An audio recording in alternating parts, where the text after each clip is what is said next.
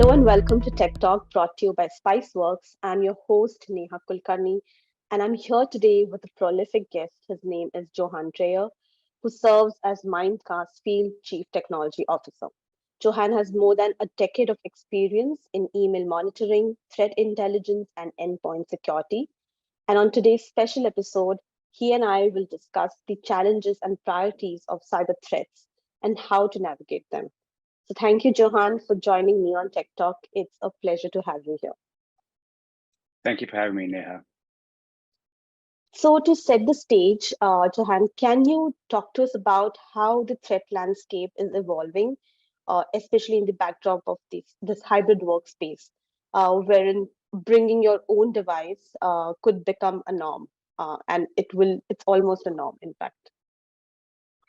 Absolutely, Neha. The world's ever evolving. It's always changing, right? And increasingly in today's world, we're seeing people are able to work from any device, from any location. We're doing this call from our respective homes right now and having this conversation from those.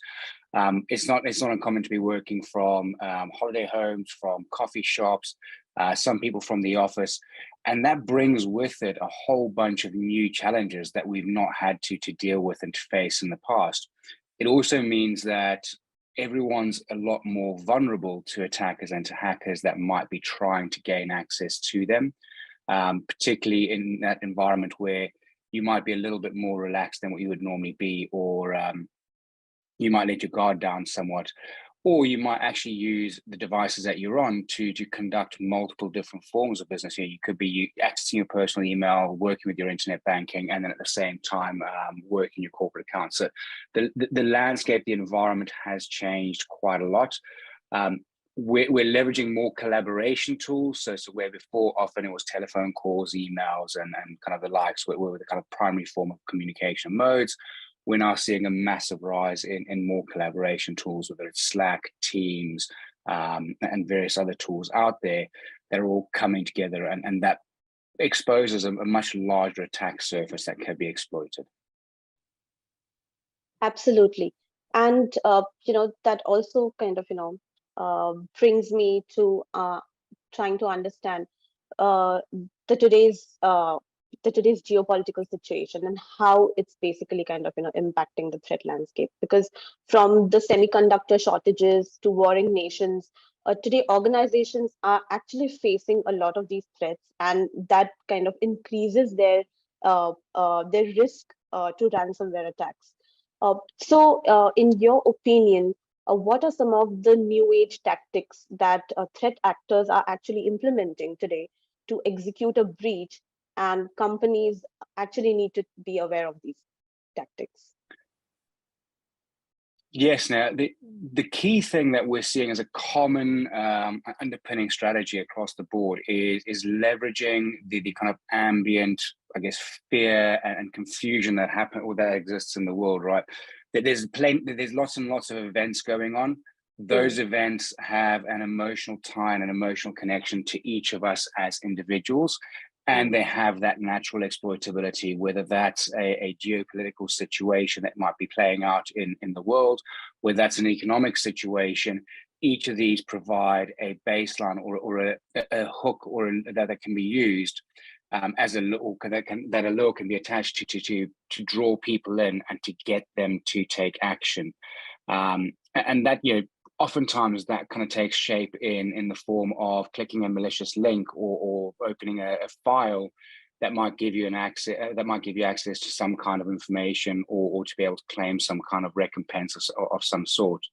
That tricks people into sharing credentials. Those credentials then allow us to allow attackers to leverage and kind of step across or step into services and platforms. And we've seen this play out in the media several times in the past, where credentials are leveraged. They bypass things like multi-factor authentication, which aren't perfect, and then collaboration tools, because the inherent trust and the kind of casual nature of those are used to then further kind of extend and exploit the attack that's out there, that's kind of being played out. Absolutely. And I think, when we are also discussing the threat landscape, I think the conversation will be incomplete if we do not talk about shadow IT. Uh, because several surveys have found that in fact cloud applications which are used by enterprises and that are not explicitly approved uh, present a major challenge to the security teams. So, how big a threat is shadow IT in the remote work environment? And we have touched base upon it in lightly in the first half of our conversation. But could you describe in detail in terms of how enterprises should look at shadow IT and what should be they doing to tackle it? In fact, It's a big threat. You got to think about it from this aspect, right? If the IT organization, the security team don't know about it, then how are they going to be able to protect it? How are they going to be able to defend it? How are they going to be able to identify anything that might be going wrong?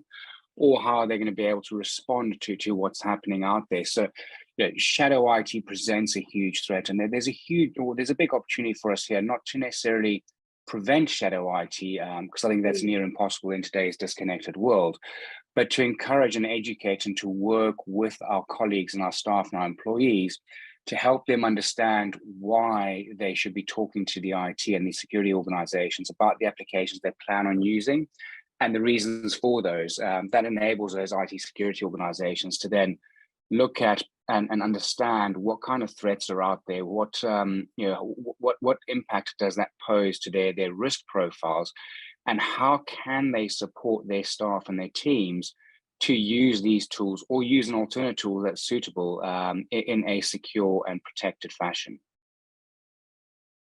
absolutely. Also, Johan, let's also talk about there's this growing trend where companies lack control over the remote endpoints. So, while we say that it's really important for the IT to know what shadow IT apps are all about, but they do lack some control over these remote endpoints, especially with bring your own device scenarios. So, how can they gain visibility into the state of these remote endpoints, which also include the outdated and unsupported applications? There, there's probably no single answer here, but I think the answer lies in a combination of techniques and approaches. The context of what's happening across multiple applications is everything. So when you look at your web or DNS level monitoring traffic, you look at the context of the information that's contained within the email communications, where the link points to, what kind of header information, what source systems they come from, the events that might be collected by your endpoint detection and response tooling, or the extended detection and response, which are connected into hopefully an incident and event monitoring or orchestration, automation, and response system. Across those three gives you some level of visibility. You'd also, I think it's also critical that organizations consider risk-based authentication and integration tools. So, context becomes everything. Where is the user residing? Where are they logging in from? What level, what user agents they're using? Could these be compared? How do these compare to the baselines or the norms that are out there? And using all this information together to then make an informed decision as to whether this is expected behavior or it's unexpected behavior, whether it's possible behavior or impossible behavior, Mm, allows organizations that little bit more control and that little bit more visibility. great. Um, so moving on, in fact, a recent survey by IBM highlighted that the cost difference of remote work causing the breach was almost close to $1.7 million. And this difference will only grow with the rise of the hybrid workplace because it's going to impact the speed of investigation and the response time to isolate and contain these incidents. So, what advice can you give to your fellow CISOs to help them address this hybrid threat landscape, which will allow them to basically, lower their business risk? I think first of all, they need to make sure that they've got a great relationship with their board and their executive team surrounding them. Having the support of your board and your executive is essential to being able to achieve and attain your goals. As soon as they feel like you're as soon as they feel like you're in lockstep with their objectives and their goals, and you're trying to empower and enable them to work securely and to work protected, you'll find that they then start to work very closely with you. The second thing is foster a culture where employees and their kind of cyber hygiene, their cyber behavior come first, right? I always talk about, or kind of I often talk about and refer to the fact that if you can change someone's behavior in the everyday life, then you'll change their behavior in the corporate setting and corporate environment. So promoting good cyber hygiene through engaging awareness training, through making your work principles very personable and connecting them back to your personal life will then start to change and kind of make things a lot more seamless and a lot more straightforward. And then also clear communications, communicate often, communicate clearly, talk about the benefits and talk about how you're enabling productivity and enabling productivity in a secure and safe manner that protects the organization, that protects the people or the users is absolutely key. Great. And, so we also know that recently Mimecast attended the International Cyber Expo 2022. What are the key takeaways from this expo that you would like to share with the CISOs so that they can ensure the business intelligence, resilience, and continuity continues to be in the event of a cyber attack?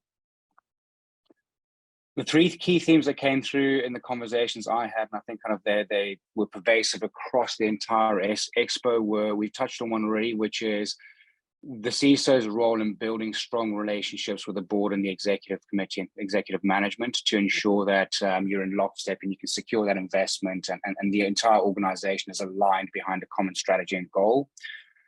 Phishing and awareness training and weaponized attachments tend to still be the biggest topic of conversation. So it's absolutely vital that organizations invest in shoring up against phishing attacks, malicious links, weaponized attachments, that they spend and focus a lot of time on building a culture of cyber awareness, of cybersecurity, kind of good cybersecurity hygiene and good cybersecurity practice.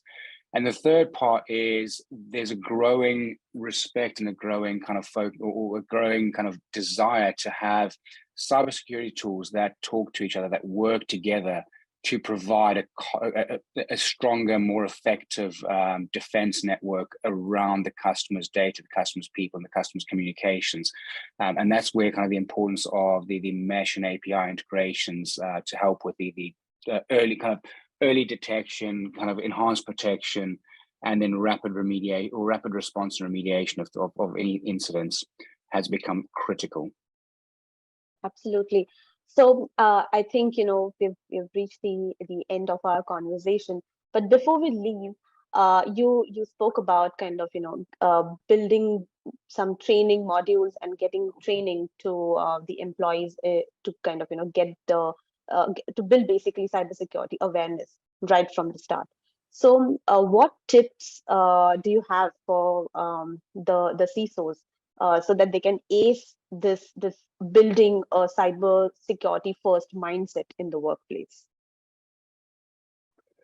I think when it comes to the awareness training, being engaging is key, and that's going to look slightly different for every organization out there. We tend to believe that humor and kind of general life setting and situation are what works and resonates well with an audience. So we look at it from the perspective of, let's make it fun. Let's set it in common everyday life scenarios so it becomes relatable for individuals and for kind of the people out there. Let's deliver it in bite-sized chunks that people can consume quickly on the go on any device, and let's make it clear. So that's key is clarity. If I walk away from something and I understand exactly what it's about, understand exactly why it impacts me, and I know exactly what I need to do or how I need to apply the decision-making process around that particular situation, that particular choice topic, then I think that's a big win for anyone out there. Great. And I think on that very, bright and positive note, I would like to extend my thanks to you, Johan, for sharing an outline on building a cyber resilience strategy that will empower our security leaders for sure. So thank you so much for taking out your time for us. It was a pleasure having you. Absolute pleasure, Neha. Thank you for having me today. Great. And to our audience, thank you everyone for joining me and Johan on Spiceworks Tech Talk. Please take a moment to subscribe to our YouTube channel, which is Spiceworks News and Insights, to watch such engaging conversations. Till then, stay safe, stay well, and I will see you all on our next Tech Talk episode. Thank you, everyone.